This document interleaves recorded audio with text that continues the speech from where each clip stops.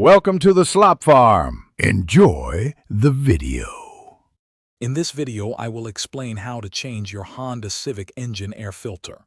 First, gather your tools like a screwdriver and a new air filter. Make sure your engine is cool to the touch before you begin. Now, locate the air filter housing, usually a black box, under the hood of your Civic. This simple task can greatly improve your car's performance. Now that you've located the housing, it's time to open it up. You'll typically find clips or screws holding the top cover in place. Gently unclip or unscrew these fasteners. Once they are loose, carefully lift the top of the housing. This will reveal the old, dirty air filter inside. Pay attention to how it sits. With the housing open, you can now remove the old air filter. Simply lift it out of its compartment. Take your new air filter and carefully place it into the housing.